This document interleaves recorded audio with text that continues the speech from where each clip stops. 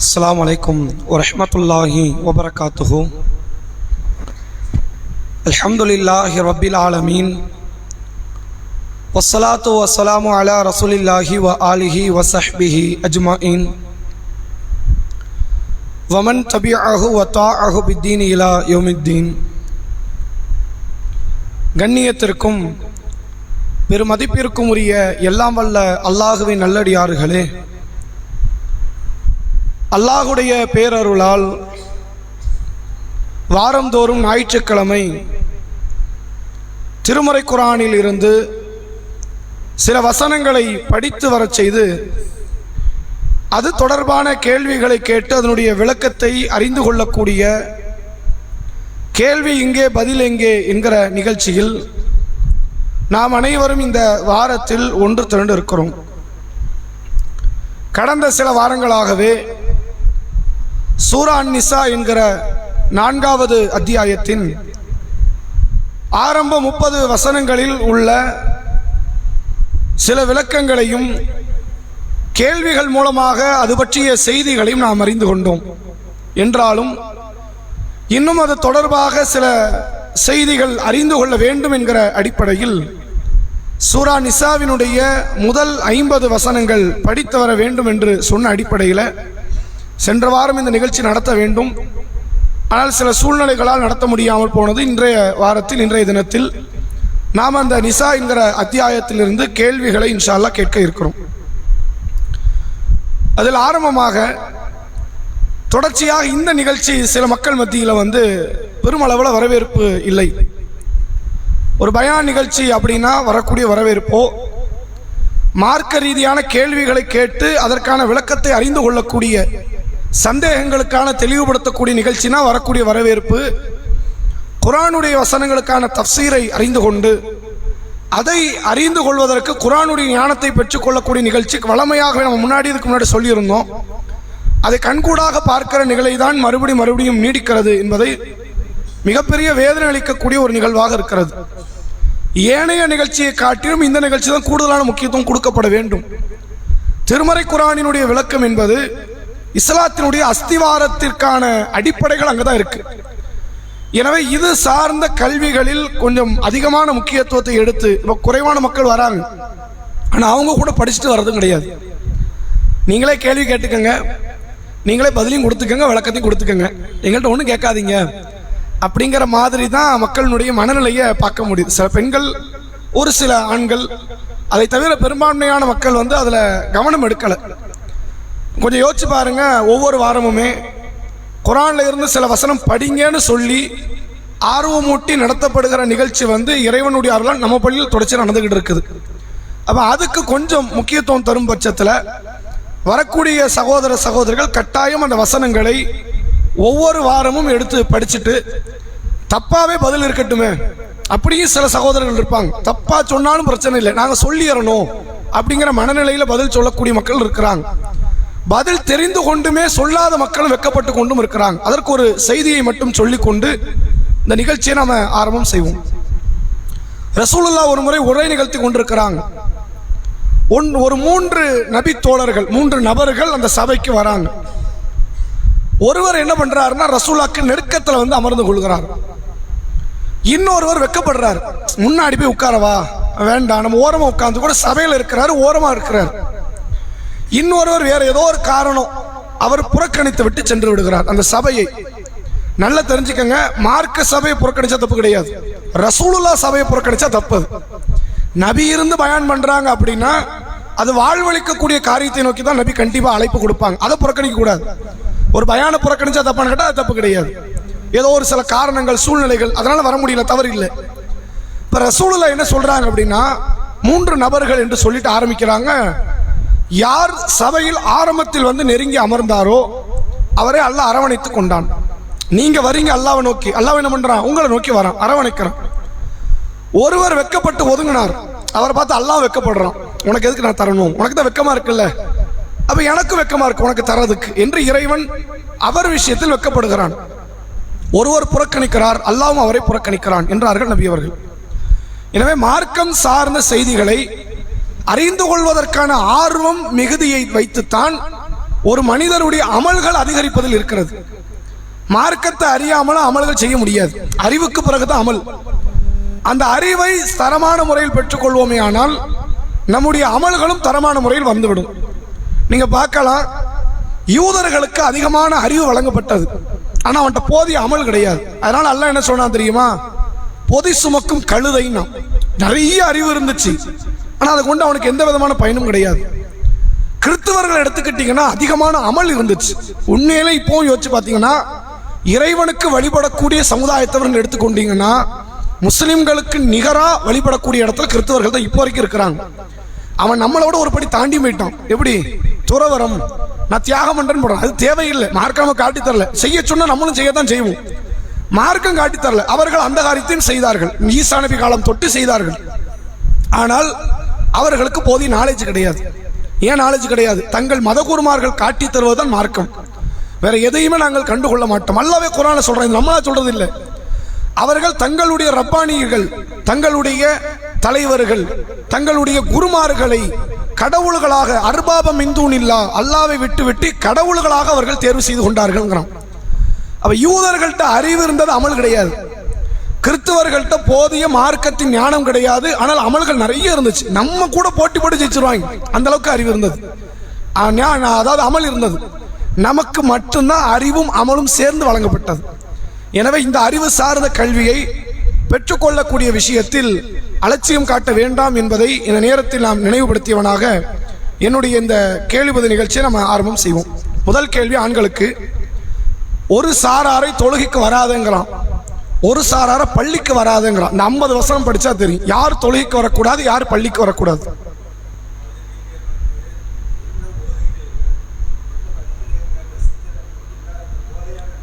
சரி, அதாவது சாராயம் குடித்து போதையாக இருக்கும் போது தொழுகைக்கு நெருங்கக்கூடாது. சரி,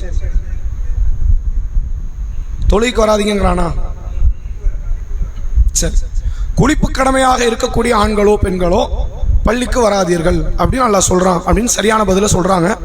திருமறை குர்ஆன் சொல்லுகிறது, 4வது அத்தியாயத்தினுடைய 43வது வசனம். அல்லாஹ் சொல்றான், யா அய்யுஹல்லதீன ஆமனு, ஈமான் கொண்டோர்களே, லா தக்ரபு ஸலா, தொழுகைக்கு நீங்கள் நெருங்காதீங்க, தொழுகைக்கு வராதீங்கிறான். நீங்க என்ன பண்ணாதீங்க? தொழுகைக்கு வராதீங்க. வஅன்தும் சுகாரா, நீங்கள் போதையாக இருக்கும் நிலையில். ஏதோ ஒரு போதை பொருளை, அது இந்த வசனம் அருளப்படும் போது நபியினுடைய காலத்துல போதை பொருள் ஓரளவுக்கு அனுமதியில் இருந்த காலம். இதை வச்சு நம்ம போதையெல்லாம் நம்ம ஏற்படுத்திக்கலாம், தொழுகைக்கு மட்டும் வராமல் இருந்தரலாம் நினைச்சிடக்கூடாது. இதனுடைய விளக்கத்தை நம்ம பின்னாடி சொல்றோம். ரசூலுல்லாஹ்வுடைய காலத்தில் இந்த வசனம் அருளப்படும் போது மது அனுமதியில் இருந்துச்சு, ஒரு குறிப்பிட்ட அளவு அனுமதி. அப்ப அல்லாஹ் என்ன செய்யற, சஹாபாக்கள் சில பேர் மது அருந்தினாங்க. அவங்கள அல்லாஹ் சொல்றான், நீங்கள் போதையாக இருக்கும் போது நீங்க என்ன செய்யாதீங்க, தொழுகைக்கு நெருங்காதீங்க. எதுவரை? ஹத்தா தஅலமு மா தக்கூலூன், நீங்க சொல்றது உங்களுக்கு விளங்கணும். போதையில் இருந்தால் விளங்காது, என்ன பேசுறோம்னு தெரியாது, எதனாலும் பேசி விட்டுருவோம். அது மாதிரியான நிலையில நீங்க என்ன செய்யாதீங்க, நீங்கள் தொழுகைக்கு நெருங்காதீங்க அப்படின்னு அல்லாஹ் சொல்றான். இந்த வசனம் எதனால் அருளப்பட்டது அப்படின்னு கேட்டா, நபியினுடைய காலத்துல இந்த மது அனுமதிக்கப்பட்ட அந்த நேரம் அன்சாரி தோழர்கள் ஒரு மது விருந்துக்கு கூப்பிடுறாங்க சில முஹாஜிர்களை. அவங்களாம் அது வளமையா சகஜமா மது அருந்துறத இந்த டீ பார்ட்டி மாதிரி நம்ம கூப்பிடுவோம்ல, ஒரு 10 பேர் நண்பர்களை கூப்பிட்டு டீ கொடுத்து இந்த மாதிரியான பார்ட்டி மாதிரி சாராயத்தை பார்ட்டி வச்ச காலம் அது. சஹாபாக்கள் நம்மை விட இறையச்சத்தின் மேன்மை பெற்றவர்கள், ஏன் அதை செஞ்சாங்கன்னா அப்ப அது அனுமதி இருந்துச்சு, அதனால செஞ்சாங்க. அப்போ அந்த சபையில் அன்சாரி தோழர்கள் வைத்த விருந்துக்கு யார் போறான்னு கேட்டா, அலி ரலியல்லாஹு அன்ஹுவும் அப்துர் ரஹ்மான் பின் அவுஃப் ரலியல்லாஹு, 2 பேரும் சொர்க்கவாசி. 2 பேர் யாரு? சாதாரண சொர்க்கவாசியில 10 சொர்க்கவாசியில 2 பேரும் போறாங்க. அந்த மது விருந்தை கலந்து கொள்கிறார்கள், மதுவும் அருந்தி கொள்கிறார்கள். மகரிப்பு நேரம் வருது, தொழுகைக்காக நிக்கிறாங்க. அது அந்த சபையில நடைபெற்ற தொழுகை. யார் தொழ வைக்கிறாங்கன்னா அலி ரலியல்லாஹு அன்ஹு தொழ வைக்கிறாங்க. ரசூலுல்லாஹ் காலம், நபி ஹயாத்தா இருக்கிறாங்க, இன்னும் மது தடை செய்யப்படல. மஸ்ஜித் நபவிக்கு போனது அங்க இமாமத் யார் செய்வா? ரசூலுல்லாஹ் செய்வாங்க. இது அந்த சபைக்குள்ள அங்க பக்கத்துல எங்கேயோ தொழுகிறாங்க போல. அலி ரலியல்லாஹு அன்ஹு அவங்க தொழ வைக்கிறாங்க. மகரிப் தொழுகை.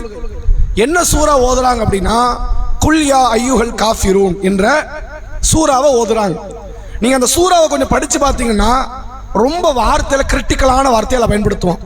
எந்த அளவுக்கு இருக்குன்னு கேட்டா, ஒரு சின்ன வார்த்தை மாத்திட்டா மொத்த அர்த்தமே கொலாப்ஸ் ஆயிரும். அல்லாஹ் சொல்ற குல் யா அய்யுஹல் காஃபிரூன், காஃபிர்களே, லா தஅபுது, அதாவது அல்லாஹ் சொல்ற நீங்கள் வணங்கக்கூடியதை நாங்கள் வணங்க மாட்டோம். நாங்கள் வணங்கக்கூடியவனை நீங்கள் வணங்கக்கூடியவர்களாக இல்லை.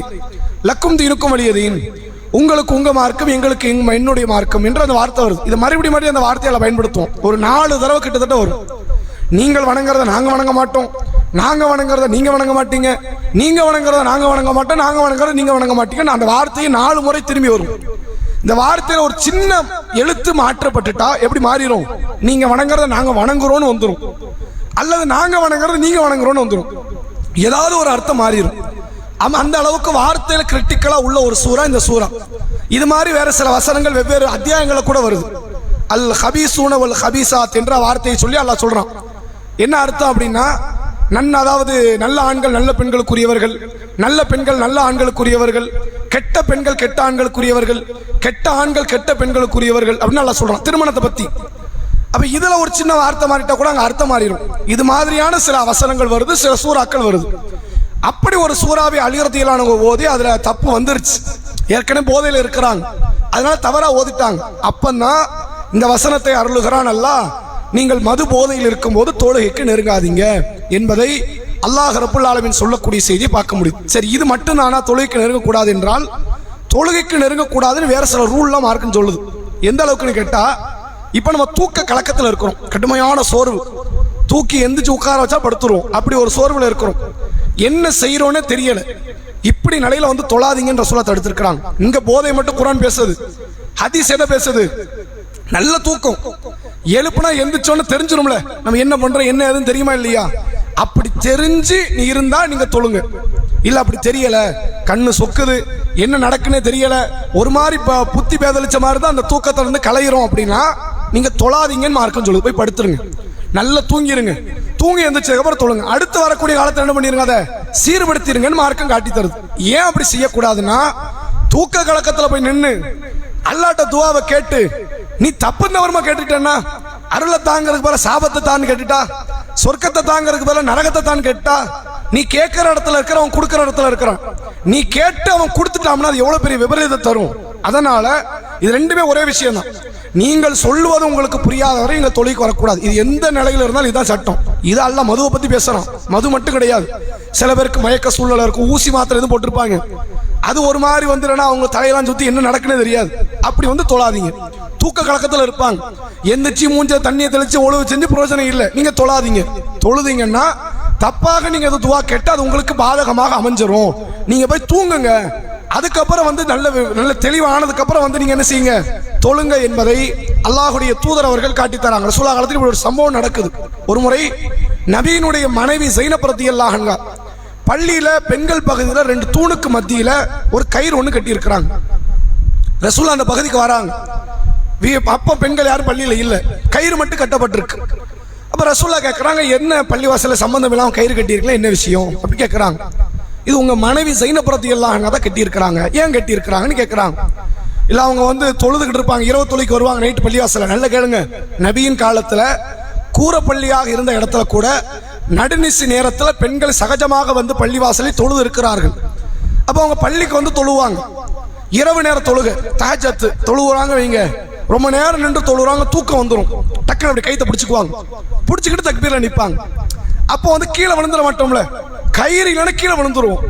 அதனால அவங்க அப்படி கயிற்றை பிடித்து கொண்டு தொழுகிறாங்க, அதுக்காக தான் கட்டி இருக்கிறாங்கன்னாங்க. இது வழிமுறை ஆக்கப்பட்டுரும். கொஞ்ச காலத்துல என்ன ஆயிரும், ரசூலுல்லாஹ் விட்டு இருந்தாங்க நீங்க எல்லாம் கயிறத்தை எடுத்துட்டு தான் வருவாங்க பள்ளிவாசலுக்கு. நம்ம தூங்கிடக்கூடாது, தூங்குற மாதிரியும் இருக்கும், தொழுத மாதிரி இருக்கும். ரசூலுல்லாஹ் தடுக்கிறாங்க, உடனே கயிற்றாவுக்கு சொல்றாங்க, ஸைனப் பள்ளிக்கு வரக்கூடாதுங்கிறாங்க. இந்த விஷயத்துக்காக தொழுவக்கூடாது, அந்த வரக்கூடாது இல்ல, இப்படி வந்து தொழக்கூடாது என்று நபி அவர்கள் தடுத்தார்கள் என்பதை பார்க்க முடிகிறது. எனவே தொழுகைக்கு மிக மிக அவசியமான ஒண்ணு கவனத்தோடு தொழுவணும். அது ரொம்ப அவசியம். மது போதையில இருந்தா கவனம் இருக்காது, தூக்க போதையில இருந்தா கவனம் இருக்காது, மருந்து மாத்திரை தின்னு அதாவது தலையெல்லாம் சுத்தி அது மாதிரி உடம்பு முடியல, என்ன செய்யறோம்னு தெரியல, கவனம் இருக்காது. கவனம் இல்லைன்னா உங்களுக்கு தொழுகை இல்லை, நீங்க தொழக்கூடாது. பின்னாடி உங்களுக்கு தெளிவானதுக்கு அப்புறம் நீங்க வந்து அந்த சேர்த்து தொழுதுக்கங்க என்றுதான் மார்க்கம் சொல்கிறது. அல்லாஹ் குர்ஆன்ல சொல்றான், வஅகீமு உஜூஹக்கும் ஐந்த குல்லி மஸ்ஜித், ஒவ்வொரு தொழுமிடத்திலும் உங்கள் கவனத்தை ஓர்முகப்படுத்திக் கொள்ளுங்கள், கவனத்தோடு நிக்கணும். கவனம் இல்லைன்னா அது பாவிகள் தொழுகைங்கிறான். வைலுல் முஸல்லீன், தொழக்கூடிய அடியானுக்கு கேடுதான். அல்லதீனஹும் அன் ஸலாத்திஹிம் சாஹூன் வல்லதீனஹும் யுராஊன், அவன் தொழுகையில சோம்பலாக நிற்கிறான், பிறர் பார்க்க நிற்கிறாங்கிறான். அப்ப கவனம் இல்லைன்னு வைங்க, அந்த தொழுது பயனற்றது என்பதை தாண்டி அதுவே வேதனை வாங்கி தந்துடும். நீ தொழுது எல்லாம் தண்டனை அனுபவின்றோம், தொழுது தண்டனையா அப்படின்னா இப்படி தொழுத தண்டனை தான் என்று திருக்குர்ஆன் நமக்கு சொல்லக்கூடியதை பார்க்க முடிகிறது. எனவே நமக்கு கவனம் இல்லைன்னா தொழுகையில நெருங்கக்கூடாது, கவனத்தை ஏற்படுத்தணும். அது இப்போதைக்கு வராதுன்னா போய் தூங்கிருங்க, அப்படித்தான் மார்க்கம் சொல்கிறது. ஆனா இதையே வளமையாக்கிறார், இல்லை எனக்கு எல்லா நாளும் இப்படிதான் இருக்கும் என்று வளமையாக்குவதைத்தான் மார்க்கம் தடுத்திருப்பதை நம்மால் பார்க்க முடிகிறது.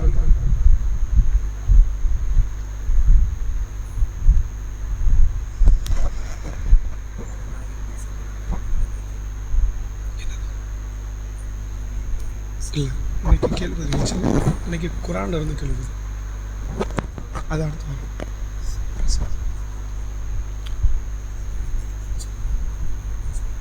இன்ஷால்லா அடுத்த வாரம் சொல்லுறோம்.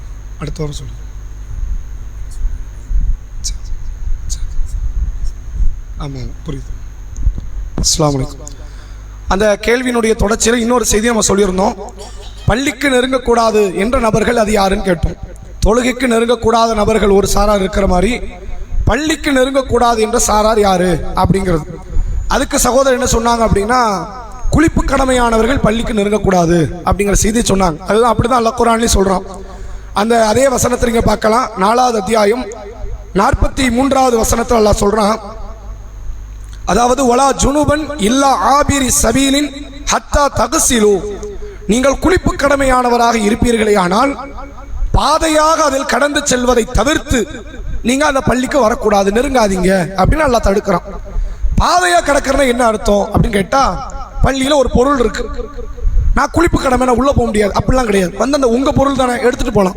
ஒரு குர்ஆன் எடுக்கணும், ஒரு ஹதீஸ் புக் எடுக்கணும், அல்லது ஒரு நபர் இருக்கிறார் பள்ளிக்கு வந்து நீங்க அவரை கூப்பிட்டுட்டு போகணும், அது தப்பு கிடையாது. உள்ளதான் என்ட்ரி ஆகுறீங்க, உள்ள என்ட்ரியா ஆளை கூப்பிட்டு அந்த பொருளை எடுத்துட்டு அதெல்லாம் எந்த தவறும் கிடையாது. வந்து உட்காரலாமா, அது உட்காரக்கூடாது, அதைத்தான் மார்க்கம் தடுக்குது. பள்ளிக்கு யார் வரக்கூடாது என்பதை இந்த வசனம் சொல்கிறது. அதுல முக்கியமா அல்லாஹ் எதை சொல்றான்னா, குளிப்பு கடமையானவர்கள் பள்ளிக்கு வராதீங்க, வந்து ஒரு பொருளை எடுத்துட்டு போறதுன்னா பிரச்சனை இல்லை, ஒரு ஆளை பார்த்து அவர்கிட்ட பேசி அவரை கூட்டு போறதுன்னா பிரச்சனை இல்லை. வந்து இங்க டேரா போட போறீங்க, உட்கார போறீங்க அப்படின்னா நீங்க அதை செய்யக்கூடாது, குளிக்காமல் நீங்கள் பள்ளிக்கு வராதீர்கள் என்று அல்லாஹ் ரப்புல் ஆலமீன் தடுக்கக்கூடிய செய்தி பார்க்க முடியுது. இது மட்டும்தான் பள்ளிக்கு வர்றதுக்கு தடையான்னு கேட்ட கிடையாது. இன்னொரு தடை மார்க்கம் சொல்கிறது. பூண்டு சாப்பிட்டு, வெங்காயத்தை ஒருவர் சாப்பிட்டு, அது சாப்பிட்டா துர்வாடை வீசும், துர்வாடையோடு ஒருத்தர் நீங்க பள்ளிக்கு வராதீங்க, அது தொழக்கூடிய தொழுகையாளிகளுக்கும் ஏனைய மாணவர்களுக்கும் அது அது ஒரு வகையான இடையூறை ஏற்படுத்துறது, நீங்க அதை செய்யாதீங்க என்று அல்லாஹ்வுடைய தூதர் அவர்கள் சொன்ன செய்தி பார்க்க முடியாது. எனவே பள்ளிவாசலுக்கு குளிப்பு கடமையானவர்கள் வரக்கூடாது. பள்ளிவாசலுக்கு இந்த மாதிரி இஞ்சி பூண்டு சாப்பிட்டு வாயிலிருந்து துர்வாடை ஏற்படுகிற நிலையில ரசூல் அதை குறிப்பிடுறாங்க. ஆனா அதுல இருந்து நம்ம என்ன எடுக்கலாம், வேற வேற வகையில் நமக்கு துர்வாடைகள் அதிகமாக வீசுகிறது என்றால் நம்ம உடல்ல இருந்தோ மற்ற பகுதிகளில் இருந்தோ நம்மை சுத்தப்படுத்தி விட்டு வர வேண்டும் என்பதை அந்த செய்தி போதிப்பதை நம்ம பார்க்க முடியுது. எனவே இவர்கள் பள்ளிக்கு நெருங்கக்கூடாது என்பதை இந்த வசனத்திலிருந்து நம்மால் புரிந்து கொள்ள முடிகிறது. அடுத்த கேள்வி பெண்களுக்கு, யூதர்கள் எப்படிப்பட்டவர்கள் என்று அல்லாஹ் சொல்கிறான். யூதர்களை பற்றி இந்த 50 வசனத்தில் பேசுறான். யூதர்கள் இப்படிப்பட்டவங்க அப்படின்னு அல்லாஹ் பேசுறான். எப்படிப்பட்டவர்கள் புரியல? சரி சரி, இது பொதுவா வேதம் கொடுக்கப்பட்டவங்க. நீங்க சொன்ன வசனம் இருக்குது, வேதம் கொடுக்கப்பட்டவர் நல்லா சொல்றான். நம்ம கேட்கறது யூதர்கள். மினல்லதீன ஹாது, இல்ல புரியல, ஓராள சொல்ல. சரி, அல்லாஹ்வின் வார்த்தையை மாற்றுகிறார்கள். வேற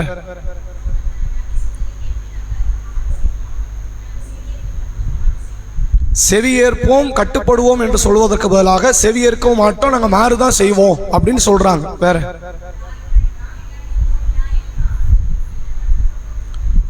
ராயினான்னு சொன்னாங்களா, உண்டூர்னான்னு சொன்னாங்களா? எது சொல்ல மாட்டேன்னாங்க?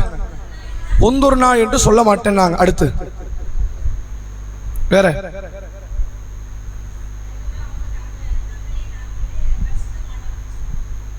இல்ல, அதெல்லாம் பின்னாடி வருது. இந்த வசனத்துல யூதர்களை பத்தி இது வரல. வேற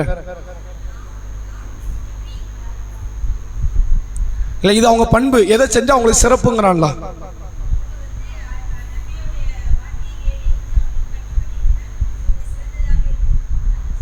சரி, இதை செய்யாதனால அவங்களுக்கு என்ன பிரச்சனைன்னு அந்த வசனத்திலே பேசுறான். சரி, யார தவறுங்கிறான்? இதே யூதர்கள்ல யாரை தவிர? ஒரு சில நம்பிக்கை கொண்டவர்களை தவிர. சரிங்களா? இப்ப அந்த வசனத்துக்கு போவோம். 4வது அத்தியாயம் 46வது வசனம். அல்லாஹ் சொல்றான், மினல்லதீன ஹாது, யூதர்கள் இப்படிப்பட்டவர்கள் தான் அப்படின்னு ஆரம்பிக்கிறான். எப்படிப்பட்டவங்க அப்படின்னா, யுஹர்ரிஃபூனல் கலிம அன் மவாதிஹி, சில வார்த்தையை அதனுடைய இடத்திலிருந்து மாத்திடுவாங்க. தௌராத்தை பத்தி பேசுது. அவன் கையில தௌராத்துன்னு ஒரு புக்கே இருந்துச்சு. நம்ம ரசூல்லா வரும்பொழுது, ரசூல்லா வஃபாத் ஆகும்போது குர்ஆன்னு ஒரு புக்கு இல்லை. குர்ஆனுடைய வசனங்களை வச்சு பிற்காலத்தில் வந்து அவங்க புக்கா தொகுத்துக்கிட்டாங்க, மக்களுக்கு தேவைன்னு. ரசூல்லா புக்கா கொடுத்துட்டு போல. ஆனா மூசா நபி போகும்போது புக்கா கொடுத்துட்டு போனாங்க. தௌராத்துன்னு ஒரு ஏட்டை கொடுத்தாங்க, இதுதான் தௌராத்துன்னு. அந்த தௌராத்துல என்ன பண்ணாங்கன்னா, அல்லாஹ்வுடைய வேதத்திலேயே சில வார்த்தைகளை மாத்திக்கிட்டாங்க. அவனுக்கு என்னெல்லாம் தோதுவா இருக்கோ அப்படி மாத்திக்கிட்டான். நம்ம திருடுறாங்கன்னு வைங்க, திருடுனா கையை வெட்டுன்னு ஒரு பேச்சுக்கு அங்க இருந்தா எல்லாருக்கும் கிடையாது, சில முக்கியஸ்தர்களுக்கு மட்டும் விட்டுறலாம் அப்படின்னு இவனா சேர்த்துக்குவான். விபச்சாரம் பண்ணா கசையடி கொடுக்கணும், அல்லது அவங்களுக்கு ரஜிம் சட்டம், கல்லறி தண்டனை தான் அவங்களுக்கு எல்லாருக்குமான சட்டமா இருந்துச்சு. அவன் என்ன பண்ணிட்டான், கொஞ்சம் சட்டத்தை கொஞ்சம் மாத்தி இந்த கரும்புள்ளி செம்புள்ளி குத்தி ஆளை 1 வருஷம் நாடு கடத்தணும், கேவலப்படுத்தணும், இப்படி மட்டும் எழுதி வச்சுக்கிட்டான். அவனுக்கு எதெல்லாம் தோதுவா அமையுதோ அதையெல்லாம் சட்டம் மாத்தினான். வட்டி இல்லை, வட்டி அனுமதினா நிறைய காரியத்தை மாத்தினான். அதை பத்தி எல்லாம் சொல்றான். வயக்கூலுன சமிஅனா வஅஸைனா, கேட்டோம் மாறு செய்தோம் என்று அவர்கள் சொன்னார்கள். நாங்க மார்க்கத்தை கேட்போம், ஆனா அதன்படி நடக்க மாட்டோம். இவ்வளவு பகிரங்கமா ரப்பை எதிர்த்த வார்த்தை மட்டும் தான் பேசணும். வேற யாரும் இது வரைக்கும் சமுதாயத்தை பேசல. மனித குலத்துல நாங்க கேட்கவே மாட்டோம் தான் மக்கா காஃபிர் சொன்னோம். மக்கா காஃபிர் என்ன சொன்னா, நாங்க குர்ஆனை கேட்க மாட்டோம், முகமது குர்ஆன் எதையா சொன்னாருன்னு வைங்க, நாங்க காதை மூடிட்டு போவோம் இப்படி சொன்னோம். அது மட்டும் இல்லாமல் முகமது நபிக்கு அருளப்பட்டது இறை வேதமே இல்லைன்னு நம்பணும் யாரு? மக்கா காஃபிர். ஆனா இவங்க எப்படிப்பட்டவங்க தெரியுமா? நல்ல தெரியும், அல்லாஹ் தான் முகமது கிட்ட பேசுறான், அல்லாஹ் தான் குர்ஆனை கொடுக்கறான், நாங்க கேட்போம் மாறு செய்வோம் என்று பகிரங்கமாக ஒப்புக்கொண்ட மக்கள் இவர்கள். அடுத்து அல்லாஹ் சொல்றான், வஸ்மா கைர முஸ்மஈன், அதே நேரத்தில் கேட்டது அல்லாத காரியத்தை இவர்கள் என்ன பண்ணுவாங்க, அதை கேட்ட மாதிரி அவங்க பேசுவாங்க. கேட்காத காரியத்தை கேட்டதாக அவர்கள் சொல்லுவார்கள். ஒரு ராயினா லையன் பி அல்சினத்திஹிம், அதே நேரத்தில் இவர்கள் என்ன செய்வார்கள் என்றால் ராயினா என்று நபியை அழைப்பார்கள். இதுக்கு முன்னாடி பக்கரால இந்த மாதிரி ஒரு வசனம் வரும், நம்ம அப்பவே அது சம்பந்தமா பேசியிருந்தோம். ரசூலுல்லாவை சஹாபாக்கள் உட்பட யூதர்கள் கிறிஸ்தவர்கள் யாராவது நபியை பார்த்தாங்கன்னு இந்த வார்த்தையை சொல்லி கூப்பிடுவாங்க, ராயினா.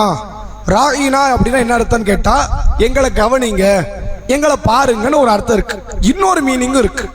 என்ன மீனிங்னா, ஆடு மேய்ப்பவரு அப்படின்னு ஒரு அர்த்தம். ராயினான என்ன அர்த்தம்? ஆடு மேய்க்கிறவரு. ஆடு மேய்க்கிறவர்னால ஒரு மட்டகரமா தானே பார்ப்பாங்க. ரசூலுல்லாஹ் ஒரு காலத்துல ஆடு மேய்க்கத்தான் செஞ்சாங்க. இந்த பாரு ஆடு மேய்க்கிறவர் வந்துட்டாரு, அந்த வார்த்தையை வச்சு அவன் விளையாடுறது. யூதர்கள் அனைவருமே அந்த வார்த்தை விளையாட்டுல கொஞ்சம் கை தேர்ந்த ஆட்கள் தான். ரசூலுல்லாஹ்ட்ட ஒரு முறை சலாம் சொல்லும்போது என்ன சொன்னாங்க, அஸ்ஸலாமு அலைக்கும் யா அபுல் காசிம் தாங்க. அஸ்ஸலாமுன்னு சொல்லணும், இவன் அஸ்ஸாமுங்கிற என்ன அர்த்தம்? செத்து போங்கன்னு அர்த்தம். அதுக்கு அர்த்தம் அதான், உங்களுக்கு அல்லாஹ் மௌத்த தரட்டும், நீங்க செத்து போங்க என்று பகிரங்கமா நபி முன்னால் ஒரு ஆட்சியாளர், ஒரு இறை தூதர் அவரை வந்து திட்டுகிறான் வார்த்தையில. அந்த வார்த்தை அவன் வந்து அஸ்ஸாமு பதிலா வேற வார்த்தை சொல்லி இருக்கலாம்ல, மௌத்துன்னு சொல்லியிருக்க, மௌத்துன்னு சொல்லல. சாமு சலாமுக்கு ரொம்ப பெரிய வேறுபாடு இல்லை, ஒரு லாமு தான் பிரச்சனை. அந்த லாம் இல்லாத வார்த்தையை சொல்லி நபி இடத்துல இப்படி வார்த்தையால் விளையாடிவன் இந்த யூதன். இப்ப என்ன சொல்றான்னா, ராயினான்னு சஹாபாக்கள் கூப்பிடுற மாதிரி இவனும் கூப்பிடுறான். சஹாபாக்கள் ஏன் கூப்பிட்டாங்க, எங்களை கவனிங்க, எங்களை கொஞ்சம் பாருங்க, எங்களுக்கு மார்க்கத்தை கத்து கொடுங்க, எங்களை விட்டுறாதீங்க, இன்னும் அடுத்ததுல கூப்பிட்டாங்க. இவன் எதுக்கு சொல்றான், ராயினா இந்த வந்தார்ல ஆடு வைக்கிறவரு இப்படின்னு கிண்டலா பேசுறதுக்கு பயன்படுத்தணும். அப்ப அல்லாஹ் வசனத்தை இறக்குறான், நீங்க என்ன செய்யாதீங்க, இனிமேல் எந்த ஈமான் கொண்டோ ராயினா நபியை பார்த்து சொல்லக்கூடாது, உந்துருனான்னு சொல்லுங்க. அதுல 2 அர்த்தம் கிடையாது, அதுல ஒரே அர்த்தம் தான், எங்களை கவனிங்கள் என்று தான் அர்த்தம் இருக்கு. அப்ப எனவே நீங்கள் உந்துருனா என்று பேசுங்கள் என்று அல்லாஹ் குர்ஆன்ல பேசுறான். அப்ப அதைத்தான் இந்த வசனத்தில் அல்லாஹ் சொல்றான். இவர்கள் என்ன செய்தார்கள் என்றால் ராயினா என்று அவர்கள் சொன்னார்கள். சொல்லிட்டு அல்லாஹ் சொல்றான், வகாலு சமியானா வாத்தானா வஸ்மா வந்துருனா, இவர்கள் ஒருவேளை கேட்டோம் கட்டுப்பட்டோம் என்று சொல்லி கேட்டு உந்துருனா என்று அவர்கள் சொல்லி இருந்தால் லகான கைரல் லகும், அது அவர்களுக்கு நல்லதா இருந்திருக்கும். இவன் கெட்டது போயிட்டான், பாவத்துக்கு போயிட்டான். இவன் மார்க்கத்தை கேட்கவும் இல்லை, கேட்டா மாறு செய்வோன்னு சொன்னா நபியை பார்த்து ராயினான்னு சொன்னான். இவன் கேட்டு இருந்தா, கேட்டு கட்டுப்பட்டு இருந்தா, நபியை பார்த்து உந்துருனான்னு சொல்லி இருந்தா அது அவனுக்கு நல்லதாக இருக்கும் அப்படின்னு சொல்லிட்டு அல்லாஹ் சொல்றான். அக்குவமோ, இன்னும் அது அவங்களுக்கு என்னதான் எந்த அளவுக்கு இருக்கும், இறைவனுடைய நெருக்கத்தை பெற்று தரக்கூடியதாக நேர்மைக்குரியதாக இருந்திருக்கும். வலாக்கின்ன லஅனஹுமுல்லாஹு பிகுஃப்ரிஹிம், அதே நேரத்தில் இவர்களுடைய இறை மறுப்பின் காரணமாக அல்லாஹ் அவர்களை சபித்தான். ஃபலா யுமினூன இல்லா கலீலா, யூதர்களில் மிக சொற்பமான மக்கள் மட்டும்தான் நம்பிக்கை கொள்ளும் இடத்தில் இருக்கிறார்கள் அப்படின்னு அல்லாஹ் சொல்றான். அதே மாதிரி இங்க நபி காலத்தில் பார்க்கலாம், கிறிஸ்துவர்களை பல பேர் இஸ்லாத்தை ஏத்துக்கிட்டாங்க, யூதர்கள் எல்லாரும் ஏத்துக்கல. யூதர்கள் ரொம்ப சொற்பமான மக்கள். கிறிஸ்துவர்களை யார் வரைக்கும், ஒரு மன்னரை ஏத்துக்கிட்டாரு, நஜ்ஜாஷி என்ற மன்னர் இஸ்லாத்தை ஏத்துக்கிட்டாரா இல்லையா, ஒரு மன்னர் வரைக்கும் மார்க்கம் அவர் வரைக்கும் உள்ள போது நிறைய கிறிஸ்துவ மக்கள் இஸ்லாத்துக்கு வந்தாங்க. ஆனால் யூதர்களை எடுத்துக்கொண்டால் அவர்கள் என்ன செய்யல, ரொம்ப சொற்பமானது. நீங்க எடுத்துக்கொண்டாலே இவரை சொல்லலாம், அப்துல்லா இப்னு சலாம் ரலியல்லாஹு சொல்லலாம், இது மாதிரியான 1-2 பேரை சொல்லலாமே தவிர யூதர்களில் பெரும்பான்மையானவர்கள் யாருமே இஸ்லாத்துக்கு வரவும் இல்லை. இன்னும் சொல்ல போனா முபாஹலான ஒரு சட்டம் வந்துச்சு, இதை ஆல் இம்ரான் சூரா நம்ம பார்த்தோம். இந்த கிறிஸ்தவர்கள் என்ன பண்ணாங்க, ஈசா நபி சம்பந்தமா பல வாத பிரதிவாதத்தை நபிகிட்ட பண்ணிக்கிட்டே இருந்தாங்க. இல்ல ஈசா இறந்துட்டாரு, அவர் போய் சேர்ந்தாச்சு, அவர் சிலுவையில் அடிச்சாச்சு அப்படிலாம் பேசிக்கிட்டு இருந்தாங்க. நபி இல்லைன்னு மறுக்கிறாங்க. அப்ப மறுபடியும் வாதம் வரைச்சு அதுக்கு ஒரு முற்றுப்புள்ளி வைக்கணும்ல, அதுக்கெல்லாம் என்ன செய்யறோம், முபாஹலாக்கு கூப்பிடுங்கிறான். அவங்க குடும்பத்தை அவங்க கூப்பிடட்டும், நீங்க உங்க குடும்பத்தை கூப்பிடுங்க, சத்தியம் பண்ணுங்க, யாரு போய் சொல்றானோ அவன் மேல அல்லாஹ்வின் சாபம் உண்டாகட்டும். கிறிஸ்தவர்கள் பயந்தாங்க, பெரிய டேஞ்சர் இழுத்து விடுறாரு இவரு. அப்ப அவனுக்கு கொஞ்சமாச்சும் பயம் இருந்துச்சு. இவனுக்கு பயமே கிடையாது. இவனுக்கு முபாஹலாம் எப்படிப்பட்டது, சர்வ சாதாரணம், எல்லாமே சாப்பிடுற ஸ்நாக்ஸ் மாதிரி தான். என்ன சத்தியம் பண்ணணும்னு கேளுங்க, பண்ணிடுவோம். அப்படி ஒரு இடத்துல இந்த யூதர்கள் இருந்தாங்க. கிறிஸ்தவர்கள் அப்படி கிடையாது. அவர்கள் இறை மறுப்பில் இருந்தாலும் இந்த கொஞ்ச நெஞ்ச பயமாச்சு இருந்துச்சு, கடவுள்கிட்ட மாட்டிக்குவோமோ அப்படிங்கிற அந்த பய உணர்வு அவர்கள்ட்ட இருந்தது என்பதை பார்க்க முடியாது. எனவே இதுவரை வந்த மனித குலத்தில் எத்தனையோ பல சமுதாயத்தவர்கள் இருந்தார்கள். யூதர்கள் அளவுக்கு அருள் செய்யப்பட்டவர்களும் கிடையாது, யூதர்கள் அளவிற்கு வரம்பு மீறியவர்களும் கிடையாது, யூதர்கள் அளவுக்கு வழிகட்டவர்களும் கிடையாது. வேற யாரையுமே பார்க்க முடியாது. ஆது சமுதாயம் சமுதாயம் எவ்வளவு கூட்டம், ஆனா இவங்களை மட்டும் தான் விட்டு வச்சான். இவங்களுக்கு பல அதிகாரத்தையும் கொடுத்தான். ஹிலாஃபத்தை ஆரம்பிச்சது யூத சமுதாயத்திலிருந்து ஆரம்பிக்குது. எவ்வளவோ மேன்மைக்குரிய காரியத்தை செஞ்சும் பல அற்புதத்துக்கு மத்தியில் வாழ வச்சோம். இப்ப வரைக்கும் அந்த சமுதாயம் உயிரோடு இந்த உலகத்தில் இங்க இருந்தும் இன்னும் வரம்பு கடந்த செயலை செய்யக்கூடிய இடத்தில் இந்த யூதர்கள் இருக்கிறார்கள் என்பதை நம்மால் பார்க்க முடிகிறது. அடுத்த கேள்வி, ஆண்களுக்கு. நபி அவர்கள் ஒரு வசனத்தை கேட்டு கண்ணீர் விட்டு அழுதார்கள். 50 வசனத்துல ஒரு வசனம். இந்த வசனத்தை படிச்சா தெரியாது, ஏதாவது பயான்லயோ ஹதீஸ்லயோ படிச்சிருந்தா தெரியும். அப்படி என்ன வசனம் ஏதாவது ஞாபகம் இருக்குதா? ரசூலுல்லாஹ் இந்த வசனத்தை கேட்டு அழுதாங்க. ரசூலுல்லாஹ் அந்த அழுகையை கட்டுப்படுத்த முடியல, நிறுத்துங்கன்ட்டாங்க. அதுக்கப்புறம் ஓத வேண்டாம். பெண்கள்ல சரி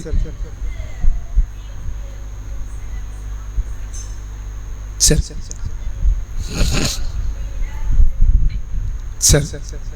ரசூலுல்லாஹ் ஒரு முறை ஒரு சஹாபியை அழைத்து அந்த சஹாபி கிட்ட ரசூலுல்லாஹ் கேட்கிறாங்க, குர்ஆனை கொஞ்சம் ஓதி காட்டுங்கிறாங்க. அப்ப அந்த சஹாபி என்ன பண்றாருன்னா, அல்லாஹ்வுடைய தூதர், குர்ஆன் அருளப்பட்டது உங்களுக்கு, ஆசிரியருக்கு மாணவர் சொல்லி கொடுத்தா எப்படி இருக்கும், அப்படி இருக்கு நீங்க கேட்கறது. அந்த அர்த்தத்தில் அவர் சொல்றாரு, குர்ஆனை நீங்க சொல்லணும், நாங்க கேட்கணும், நான் சொல்லி நீங்க கேட்ட நல்லா இருக்குமா அப்படிங்கிறாங்க. அப்ப ரசூலுல்லாஹ் என்ன சொல்றாங்க அப்படின்னா, நீங்க ஓதுங்க, பிறர் ஓத கேட்க நான் விரும்புறேன். நான் ஓதுறது ஓதிக்கிட்டு தான் இருக்கிறேன், உங்களுக்கு சொல்லி கொடுக்குறேன், தொழுகையில ஓதுறேன், எல்லாத்தையும் பண்றேன். அடுத்தவங்க ஓதி கேட்கறது எனக்கு விருப்பமா இருக்கு, நீங்க ஓதுங்கிறாங்க. அவர் எந்த சூறாவை எடுத்து ஓதுறாரு, சூரா நிசாவை எடுத்து ஓதுறாரு. அவர் யதார்த்தமா ஓதுறாரு, இது பிளான் பண்ணி இந்த சூறா தான் ஓதணும்லாம் கிடையாது. ரசூலுல்லாஹ் ஓத சொல்லிட்டாங்கன்னு என்ன பண்றாரு, நிசா சூறாவை எடுத்து ஓதுறாரு. அந்த சூறாவில் 4வது அத்தியாயம் 41வது வசனம். இந்த வசனம் வருது. இந்த வசனம் வந்தோடனே ரசூலுல்லாஹ்வுடைய கண்ணெல்லாம் அப்படி குளமாகுது, கண்ணு கலங்க ஆரம்பிக்குது. போதும் நிறுத்துங்க, அதை பேச முடியல, ரசூலுல்லாஹ் ரொம்ப எமோஷனல் ஆயிட்டாங்க, நிறுத்துங்க அப்படிங்கிறாங்க. என்ன வசனம் அப்படின்னா, ஃபகைஃப இதா ஜஅனா மின் குல்லி உம்மத்தின் பிஷஹீத், ஒவ்வொரு சமுதாயத்திற்கு எதிராக நாம என்ன செய்வோம், சாட்சிகளை கொண்டு வந்து நிறுத்துவோம். வஜஅனா பிக அலா ஹாஉலாஇ ஷஹீதா, நபியே உங்க சமுதாயத்துக்கு எதிராக உங்களையே சாட்சியா நம்ம கொண்டு வந்து நிறுத்தும் போது எப்படி இருக்கும்னு கேட்கிறான். இது ஒரு வசனம். எல்லா சமுதாயத்துக்கு சாட்சி, எதிரான சாட்சியாளர்கள் உண்டு. எதிரான என்ன அர்த்தம், நல்லது பண்ணியுமே எதிராக நிற்பாங்க, அப்படி கிடையாது, கெட்டது பண்ணா எதிராக நிற்பாங்க. இப்ப அபூபக்கர் ரலியல்லாஹு அவங்களுக்கு எதிராக ரசூலுல்லாஹ் வந்து நிற்க போறாங்க கிடையாது, அவர் நல்லவர், அல்லாஹ்வுடைய மார்க்கத்தை சரியாக கடைபிடித்தவர். உமர் ரலியல்லாஹு எதிராக வந்து நிற்க போறாங்களா, ஆயிஷா நாய்க்கு எதிராக வந்து நிற்க போறாங்களா, ஹதீஜா நாய்க்கு எதிராக வந்து நிற்க போறது இல்லை. யாருக்கு எதிராக வந்து நிற்பாங்க? காஃபியர்கள், பாவம் செய்தவர்கள், மார்க்கத்துக்கு வரம்பு மீறியவர்களுக்கு எதிராகவே வந்து நிற்பாங்க. நிற்கிறது யாரா இருக்கும்? ஒவ்வொரு சமுதாயத்துக்கு சாட்சியாளர்கள் உண்டு. நபியே, நீங்க தான் உங்க சமுதாயத்துக்கு எதிரான சாட்சியாளர். நீங்க தான் வந்து நிற்கவே போறீங்க. அடுத்தவன நரகத்தை தள்ளுற இடத்துல யார் இருக்க போறா? நீங்க தான் இருக்க போறீங்க.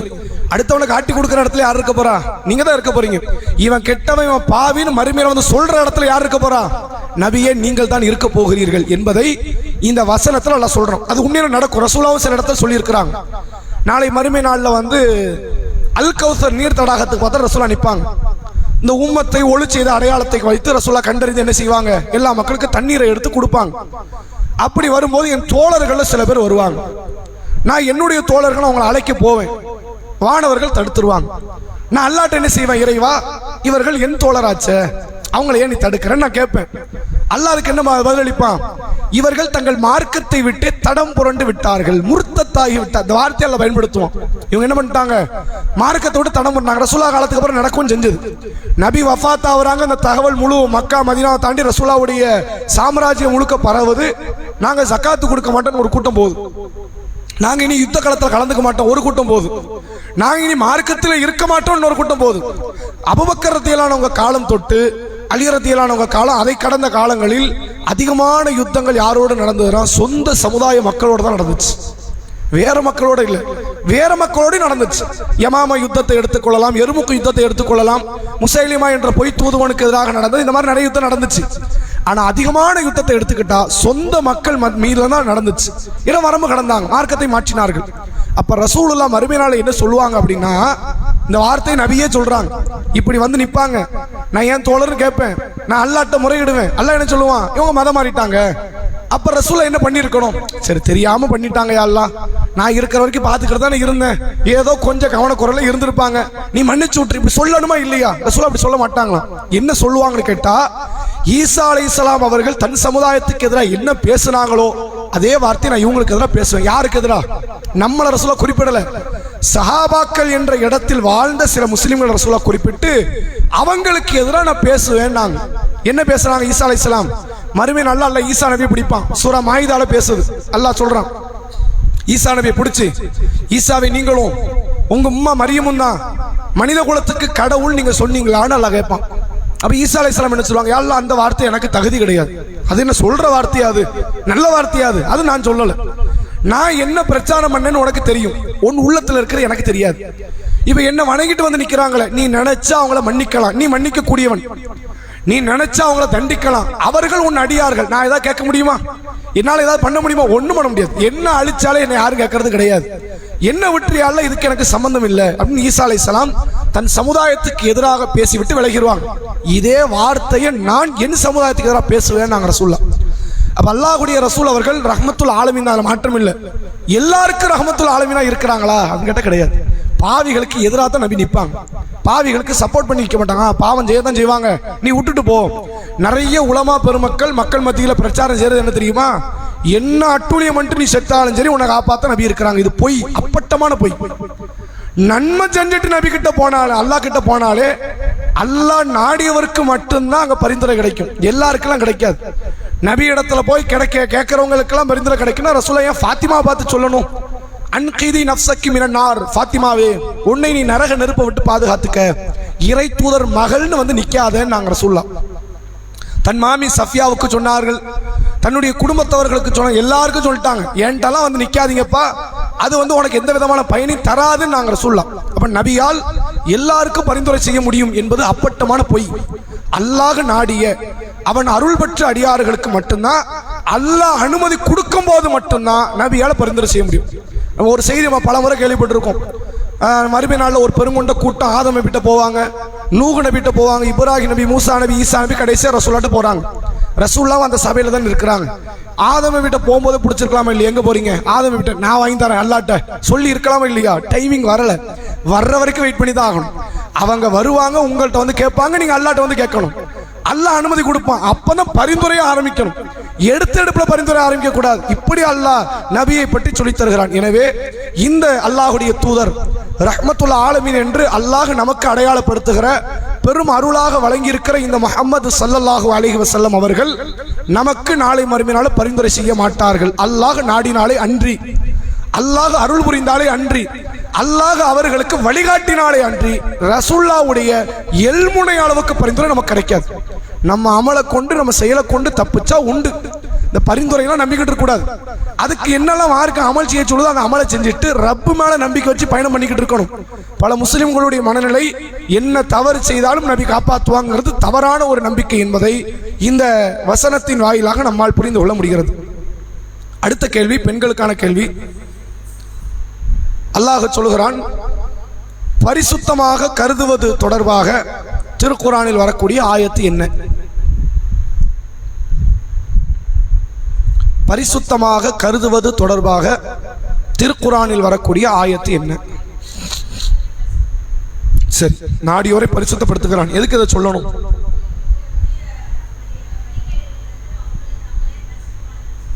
சரி, அதனால நீங்க வந்து யாரும் உங்களை பரிசுத்தவான்கள் என்று அல்லாஹ் நாடியவர்கள் பரிசுத்தப்படுத்துறா, நீங்க என்ன ஆதீர்கள் என்று அல்லாஹ் சொல்றான். சரியான ஒரு பதில். 4வது அத்தியாயம் 49வது வசனம் அல்லாஹ் சொல்றான், அலம் தர இலல்லதீன யுஸக்கு அன்ஃபுஸஹும், தங்களை தாங்களே பரிசுத்தவான்கள் என்று எண்ணிக்கொண்டவர்களை நபியே நீங்கள் பார்த்து இருக்கிறீர்களா அப்படின்னு அல்லாஹ் கேட்கிறான்.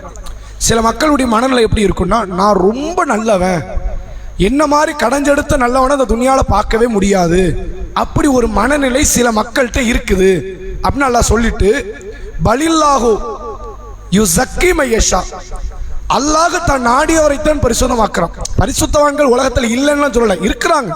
நல்ல மக்கள் இருக்கிறாங்க, அல்லாஹ்வுடைய அருளை பெற்ற நேசத்தை பெற்ற மக்கள் இருக்கிறாங்க. அது அல்லாஹ்க்கு தான் தெரியும், அவருக்கே கூட தெரியாது. யாருக்கே கூட தெரியாது.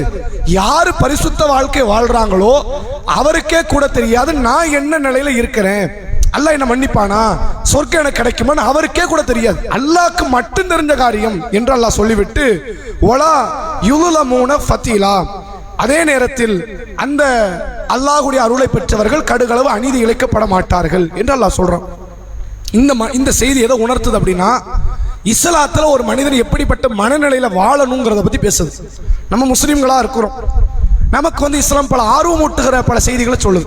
நீங்க நம்பிக்கை கொண்டுட்டீங்க, நீங்க என்ன செய்ய மாட்டீங்க, உங்களை அல்லாஹ் தளர்ந்து விட மாட்டான். வலா தஹீனு வலா தஹ்ஸனு அன்துமுல் அஅலவுன இன் குன்தும் முஃமினீன், நீங்க தளர்ந்து விடாதீர்கள், நீங்கள் கவலைப்படாதீர்கள், நீங்க ஈமான் கொண்டா நீங்க தான் உயர்ந்தவங்க அப்படின்னு அல்லாஹ் ஆர்வம் ஊட்டுறான். நீ நம்பிக்கை கொண்டா நீ எங்க போயிருவ, உயர்ந்த இடத்துக்கு போயிருவ. ரசூலுல்லாஹ் என்ன பண்றாங்க, அல்லாஹ்வுக்கு வந்து ஷிர்க் இல்லாம மௌத்தாயிட்டா மறுபடியும் சொர்க்கம். மன் மாத்தமின் உம்மத்தி லா யுஷ்ரிக்கு பில்லாஹி ஷையா, அல்லாஹ்வுக்கு இணை வைக்காமல் யார் ஒருவர் மரணத்தை அடைகிறாரோ தஹலல் ஜன்னா, அவங்க சொர்க்கம் போயிருவாங்க. இப்பெல்லாம் ரசூலுல்லாஹ் ஆரம்பிட்டாங்க. இந்த செய்தி நமக்கு எதை காட்டுது, கண்டிப்பா சொர்க்கம் போயிருவோம். இந்த நம்பிக்கை தப்பு இல்லை. எந்த நம்பிக்கை தப்பு இல்லை? நம்ம பாவிதான், நம்ம நிறைய அநியாயகரமான செயலை செஞ்சது உண்மைதான், ஆனா அல்லாஹ் மன்னிச்சிருவான், கண்டிப்பா நமக்கு அருள் தருவான், மறுபடியும் சொர்க்கம் தருவான். இது வரை சரி, நான் நல்லவன் அதனாலதான் அல்லாஹ் வந்து சொர்க்கத்துக்கு அனுப்புறான். இது தப்பு. உங்களுக்கு புரியுதா? நான் பாவி, என்ன அல்லாஹ் மன்னிச்சிருவான் நம்பினா தப்பு கிடையாது. நான் ரொம்ப நல்லவன், என்ன அல்லாஹ்க்கு மன்னிச்சுதான் அவனை, வேற என்ன வழி இருக்கு, மன்னிக்காம என்ன விட்டுருவானா? இது வரம்பு கடந்த பெருமை பிடித்த ஷைத்தானுடைய வேலை. இதைத்தான் அன்னைக்கு அந்த ஷைத்தானும் பண்ணான். நான் ஏன் காலில் விழணும்னு கேட்டோம், நான் ஏன் சுஜூது பண்ண நினைக்கிற அவசியம் வந்துச்சு? நான் எவ்வளவு பெரிய இடத்துல இருக்கு, நீ எவ்வளவு பெரிய இடத்துல இரு, அல்லாஹ் தான் உன்னை உயர்த்தினான், நீ ஏன் உயரல? இப்படிதான் நினைச்சிருக்கணும். அந்த மனநிலை இல்லை. பல முஸ்லீம்களை இப்ப நீங்க பார்க்கலாம், வழிபாடுகள் இருக்கிறது, தான தர்மங்கள் இருக்கிறது, ஹஜ் உம்ராக்கள் இருக்கிறது, அல்லாஹ் நாடி கிடைச்சது. இதை ஏத்துக்கிறது ஏத்துக்காது யார் கையில இருக்கு, அதுவும் அவங்க கையில தான் இருக்கு. சொர்க்கம் அனுப்புறது அனுப்பாது யார் கையில தான் இருக்கு, அதுவும் அவங்க கையில தான் இருக்கு. மன்னிச்சிருவான் ஒரு நம்பிக்கை இருக்கு, இது வரைக்கும் பிரச்சனை இல்லை, இதுதான் கரெக்ட். என்ன அல்லாஹ் மன்னிச்சுதான் ஆகணும், அவனுக்கு வேற வழி இருக்குதா அப்படின்னா அல்லாஹ்க்கு நீங்க நிர்பந்தத்தை கொடுக்குறீங்களா? அப்ப இந்த நம்பிக்கை கொண்டவர்களை அல்லாஹ் பரிசுத்தமே இல்லாதவர்கள்ங்கிறான். இவனுக்கு என்ன பரிசுத்தம் இருக்கு? நீ அல்லாஹ் மாதிரி பேசுற, உனக்கு பரிசுத்தம் இருக்குதா என்பதைத்தான் அல்லாஹ் கேட்கிறான். இந்த மனநிலை யார்கிட்ட இருந்துச்சுன்னா இதுவும் யூதர்கள்ட்ட தான் இருந்துச்சு. யூதர்கள்ட்ட எப்படி இருந்துச்சு? அவன் சும்மாலாம் சொல்லலைங்க எனக்கு சொர்க்கம்னு, நாங்க அல்லாஹ்வுடைய பிள்ளைன்னு பேச ஆரம்பிச்சான். உசைர கடவுளுடைய பிள்ளைன்னு சொல்லி போக, ஈசாவை கடவுளுடைய பிள்ளைன்னு சொல்லி போக, அடுத்து என்ன பண்ணிட்டான், நாங்களே அல்லாஹ்வுடைய பிள்ளைன்ட்டான். எங்களை கேட்காம அல்லாஹ் உங்களுக்கு அருள் புரிஞ்சிருவானா, அப்படி ஒரு நம்பிக்கை. என்னது முகமது இறை தூதரா? அது என்ன அவர் கூட்டத்தில் இறை தூதரா ஆக்கிறான் அல்லாஹ்? அல்லாஹ் இதை இவன் விட்டு வேலைக்கார மாதிரியும், இவன் சொன்னதை தான் அல்லாஹ் கேட்கணுங்கிற மாதிரி அப்படி ஆயிடுச்சா இல்லையா? அப்ப இதுக்கெல்லாம் என்ன காரணம் அப்படின்னா, நான் தன்னை பரிசுத்தவான்களாக அவர்கள் எண்ணியது. இந்தியாவிலே நீங்க பார்க்கலாம், மேலாதிக்க கொண்ட சில மக்கள், சில ஜாதியினர்களை இங்க பார்க்கலாம். அவங்களுடைய சில கூற்றுகள் நமக்கு பெரிய ஆச்சரியத்தை தரும். என்ன மாதிரி ஆச்சரியத்தை தரும்னு கேட்டா, எங்க கடவுளால நாங்க இல்ல, எங்களால தான் கடவுள் பேசுவாங்க, பகிரங்கமா பேசுவாங்க. கடவுளால நாம, அப்படித்தானே எல்லா மக்கள் மனநிலை. எங்களால தான் கடவுளை இயங்குறாரு, கடவுள் இயங்குறது யாரை கொண்டுதான், எங்களை கொண்டுதான் என்று மேலாதிக்க ஜாதியினர்கள் பலருடைய கூற்று இதுதான். இப்படிதான் பேசிக்கிட்டு இருக்கிறாங்க. தங்கள் வேதம் இவ்வாறு பேசுவதாகத்தான் சொல்றாங்க. அப்ப அல்லாஹ் சொல்றான், இது எவ்வளவு பெரிய பெருமை பிடித்த தனம் அப்படின்னா, தன்னை பரிசுத்தமாக கருதக்கூடிய இது செய்யாதீங்க. நிறைய பேருடைய செயல்பாடு, நம்ம நன்மை செய்யறோம் அமல் ஏற்கப்படும், இந்த எண்ணம் கூட வரக்கூடாது. நன்மை செய்யற அமல் ஏற்கப்படுமா, அப்படி இருக்கணும். மனநிலை எப்படி இருக்கணும், நீங்க செஞ்சுட்டா அல்லாஹ் சொர்க்கம் தரணுமா, அதை ஏத்துக்கணுமே. யாருக்கு ஏத்துக்குவான்னு தெரியுமா? தக்வாதாரிகளுக்கு ஏத்துக்குவான். பாங்கு முடியட்டும்.